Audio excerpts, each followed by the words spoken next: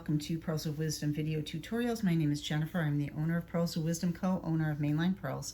Today we're going to talk about what to do when you have a stitch that is twisted. So in this case, I purposely dropped off stitches, picked them up, and then I purposely twisted one of these stitches. You may or may not be able to tell which one that is, and I didn't count how many in it is, but it looks to me that it's this stitch because these are oriented sort of straight up. And when it comes to this one, it is at an angle. See how it's leaning to the right? But here's the best way to know if a stitch is twisted is you just knit it, and you should be able to feel the resistance.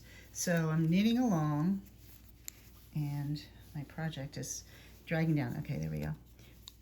And that was the fourth stitch in.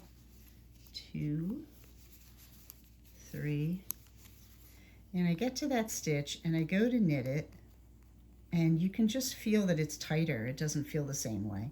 So all you have to do, you don't have to move it on the needle, you just have to knit into the back of the stitch, and that untwists it and orients it in the same direction as the other stitches. Hope this was helpful. See you next time.